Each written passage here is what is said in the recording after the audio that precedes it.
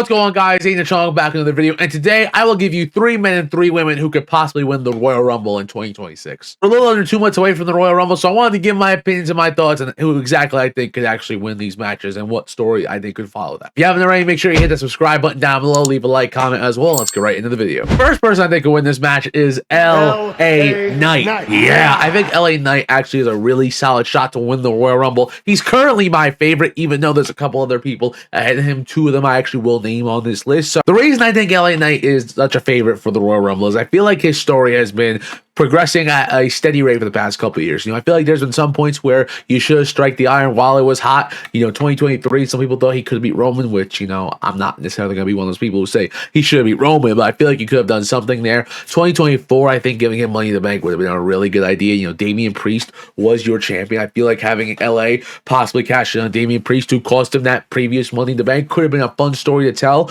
We also had 2025 where everyone thought, all right, this is the year LA Knight wins Money in the Bank. We have 2 world champions. We have John Cena, who was a champion at the time, and we also had Gunther, 2 people who LA Knight could have beaten and honestly would have been decent. What's pretty funny is all 3 of these guys are linked up because Gunther and LA Knight are actually facing off to determine who John Cena's last opponent is on December 13th in DC, which is actually pretty funny. It's another reason I think LA Knight's going to win because I feel like LA Knight's going to be Cena's last opponent. Now, I don't think Gunther needs to beat John Cena, and when I say that, I just feel like Gunther's already a made man. He's a superstar. He retired Goldberg. I don't see Gunther being John Cena and taking him from middle of the main event to being the guy in the company. It's just not going to happen. I think Gunther's already a solidified point on the roster. I think over the years he'll get some big wins over guys like CM Punk, Cody Rhodes, for example. I don't think he needs to beat John Cena. As fun of a match as it would have been earlier in the run, I don't want that to be his last match. I think LA Knight is actually really fun. Some people are going to be like, well, Gunther is such an amazing wrestler. And yes, he's a damn good wrestler. I'm not going to deny that one bit. I just don't think having Gunther beat the living shit out of Cena in the last match is something that fans are going to DC are wanting to see. I think a lot of people want to see you go home happy, whether Cena wins or loses, because Cena can lose. And I don't think it's a problem. I think he'll actually will lose because he won't put someone over. But it can't just be a Gunther where it takes the air out of it. I feel like if LA Knight were to beat Cena in a really decent match, a good match even, and get that win, and Cena puts him over, then LA Knight gives him the ring, and Cena's able to say goodbye to the fans, that would be a really fun, sentimental moment. I feel like if Cena passes out to Gunther his last match, it's lame, and I don't think that's the story that they need to tell, the story they should tell. And, LA Knight is someone who, again, for a couple years now, we felt like, hey, we should really do something with him, and I don't know if this is the year. I hope so. I really hope 2026 can be LA Knight's year, and I think he's one guy who can win the Royal Rumble. Another name who could about to win the Royal is the one and only Tribal Chief, Roman Reigns. And the story tells itself. Roman Reigns, Cody Rhodes is a story that they teased at Survivor Series. It's a match that people have expected for a couple years. Maybe not this soon, but this is the biggest match you could probably tell in the WWE. This rivalry took up 2 WrestleMania main events back-to-back, was the major part of television for WWE over the span of those 2 years, linking back to Cody Rhodes versus Roman Reigns. And at WrestleMania 40, Cody Rhodes finished the story we know. He beat Roman Reigns, and he became the new WWE champion.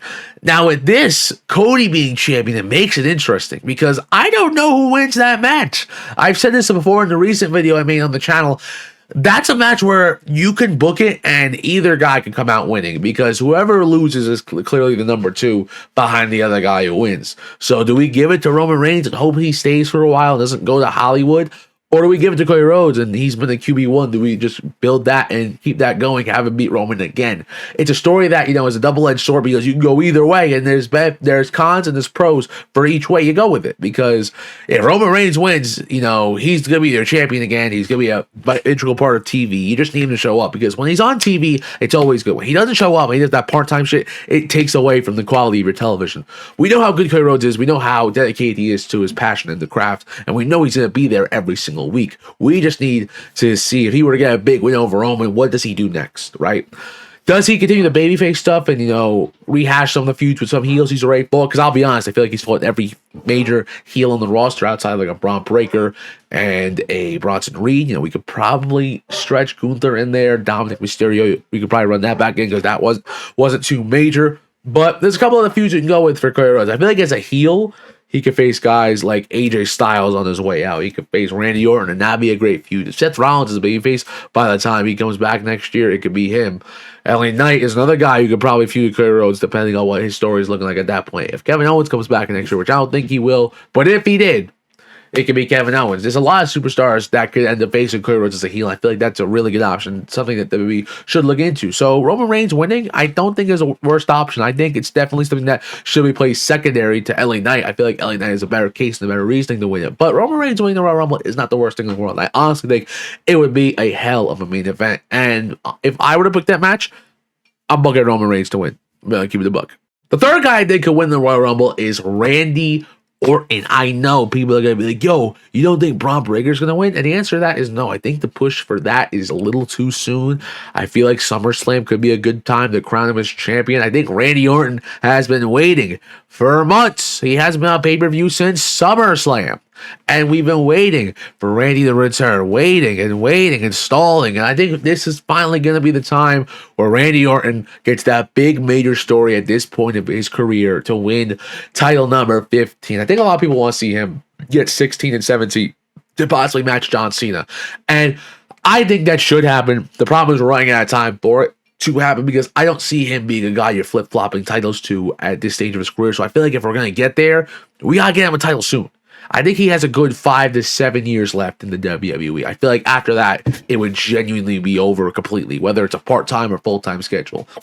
And I think Randy Orton winning the Royal Rumble, going to WrestleMania, and he would clearly face Cody Rhodes. I mean, I don't think he would face Punk. I mean, as great of a feud they had a couple years ago, I don't think that's a match you would book. You would just book Cody and Randy. And I feel like that's the best match to book because the legacy story, them being friends, you know, Randy Orton being the legend killer and then Cody Rhodes following in his footsteps, not necessarily being a legend killer, but being the number one guy that some people don't think Randy Orton was, which is outstandingly insane because Randy Orton was always second fiddle to the John Cenas in the WWE. There was not too many points where he was the guy, and I feel like that's kind of bullshit because Randy Orton's awesome. He's really cool. He's someone who I feel like should have gotten a better push for a better time of the WWE, you know, at the top of his game. 2014, you could probably say he was one of the top guys legitimately. I mean, 2013, 2012, 2011, yeah, he was up there, but like CM Punk and John Cena clearly had the edge on him. I think by WrestleMania 30, let's say, he was probably in that top 5 to top 10 range. Earlier 2010s, he was probably in the top 3, honestly.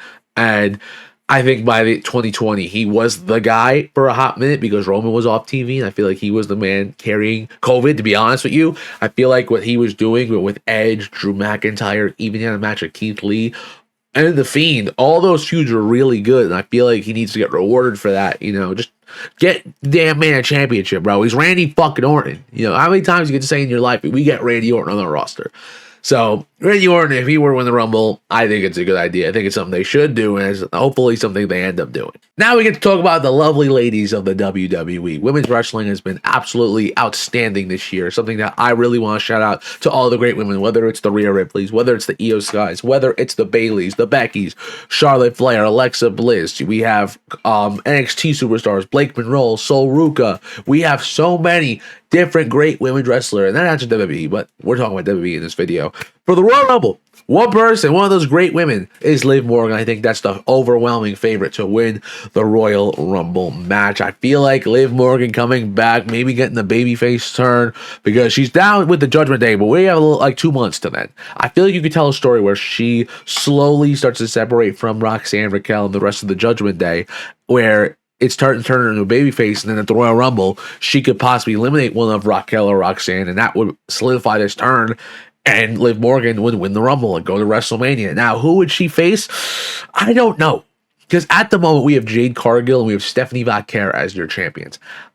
I think someone or some title would have to change between now and WrestleMania. I don't know necessarily who would win the championship. I mean, Rhea Ripley versus Liv Morgan is not a story I think they'll tell again, so I'm just trying to think of top women. Io Sky and Liv Morgan, as great of a match they had at Saturday Night's Main Event actually last year, I don't see the story where you tell there. Alexa Bliss and Liv Morgan's a story I feel like you could tell, you know, all the crazy stuff. I mean, Charlotte Flair and Liv Morgan was a match I wanted at WrestleMania 39, but Charlotte's a babyface. I don't know if that would happen. I mean, hell, you could try to book Jade versus Liv. It could work. I just don't know if it will. And if you want to keep Liv as a heel, Stephanie Von-Care versus Liv Morgan would be money. I'm just saying, let's be honest with you. Stephanie Von-Care, Liv Morgan, give me some of that any day of the week. And hell, you could actually, in a realistic world, an Elimination Chamber, book the Women's Chamber and have Roxanne Perez win the Women's World Championship. And then it's Liv Morgan versus Roxanne. I would not be offended if that were to be the case. I think Raquel is also another option to be like, hey, can we get the title of Raquel or Roxanne to somehow have Liv and them face off? I mean, hell, if there was a triple threat match, the shit would be money. I think it'd be something that a world title would genuinely benefit all three women. I mean, Liv Morgan is quite possibly their most popular women's superstar they have right now. I mean, Rhea Ripley and her are up there. It's like top two. And now I don't think too many people are close. Becky Lynch is up there, and Bayley are up there as some popular women. Io Sky as well. But, you know, they're the marquee women for the WWE. There's a reason they're on the goddamn WrestleMania poster. So I think booking your top women's superstar in a world title match is just something you have to do. And I feel like Rhea Ripley might get a tag match or a big match with Io. So I don't think she'll be having that world championship. So Liv Morgan can slide right in and get it. So I would have Liv Morgan as the first superstar I think should win the Royal Rumble. Next superstar who I think could win the Royal Rumble, and this one might be a little bit of a shock and a little bit out there, but I'm going to go with Chelsea Green. Now, I think Chelsea Green has been putting on some of the best work in her career in the past year or so with the Secret Harvest and, you know, Preston Chelsea. I love the gimmick. I think it's money. I think it's actually something that, you know, works on every show, whether it's Raw, whether it's SmackDown, whether it's NXT. And I feel like the crowd's behind her, and I feel like, you know, we could actually turn her babyface here. Now, it's kind of weird because she's one of those chicken shit baby faces where, you know, she tries to run away to everything, and it's kind of complicated to turn someone like that into a beloved babyface, but you can do it because depending on if you have the Secret Harvest turn on her or you just have a really big heel where people are like, damn, I don't want to see them win. Let's give it to Chelsea. And that very well could be Jade Cargill. Jade Cargill versus Chelsea Green in a WrestleMania match. Honestly, if Chelsea Green were to be a babyface, I feel like she can just sell that shit and make it as big as it could be. And whether she faces Jade, whether it's someone else on the roster, I don't really know. Because at the moment, again, it's Jade and Stephanie, and I don't see either of them losing between now and WrestleMania. So unless something drastic happened, I think those are the women's champions we're going to have. So when I'm thinking about it, it's just like, hey, Chelsea Green getting her big rub at WrestleMania, getting the big moment, winning the WWE Women's Championship would be iconic. It would just be amazing. And maybe I'm dreaming. Maybe I'm just talking out my ass. And if you think so, let me know down below. But I would love to see Chelsea Green win the Royal Rumble, have her feud with Jade. You know, we can have Jade get some of the baddies and maybe get some NXT call-ups to help her with that. And Chelsea's Secret Harvest would end up facing them. And I don't know if Doudrop or Piper Niven is coming back anytime soon, but if not, Carmen Petrovic should be called up to the main roster to be part of the Secret Harvest, because as a Canadian, as someone who's vouched for it on social media, it would be really fun. And I'm a big Carmen Petrovic fan. I think she actually is a really solid women's talent down in NXT. I feel like if you call her up, it would actually be beneficial. So hell, you can call Zarya up if you really want to do something nuts. Now that would be insane, but hey, we're just dreaming here. Chelsea Green is someone else, but I think she'll win the Royal Rumble, and those are my reasons why. And the third women's superstar who I think can win the Royal Rumble is Bianca Belair. Now, I'm not going to act like I'm the biggest Bianca Belair fan or hater. I don't hate Bianca Belair. I think she's a phenomenal talent, one of the best wrestlers in the world. But I'm not interested in a Bianca Jade storyline. Now, that being said, I think it's a storyline they're going to tell. And I feel like it's something that, you know, you do have time and money invested into it. And the match could be good. I don't know if it will be, because I just feel like Jade Cargill is still a little green. And even though Bianca Belair will probably be able to get a really good match out of her, I don't know what the story you're telling here is. Like, she got basically blindsided, and then Jade's a heel now, so Bianca has to come save the day. I mean, they've done it before. They could do it again. I just want to see something original. And I don't think, like, if Naomi was still around, I feel like there gives you a triple threat reasoning, but Naomi's pregnant. Or she had to drop the title. So how do we go from the Naomi, Jade, and maybe Bianca story to now Bianca and Jade, even though the last time Bianca and Jade interacted, there was no beef? I'm just a little confused to how we get there. So that's another reason why I'm, you know. Now, Bianca Belair hasn't been seen on TV for quite a few months. She still has that fucked up finger. And I don't know if she will be back anytime soon. So if she doesn't come back, I do want to make this a two-part answer.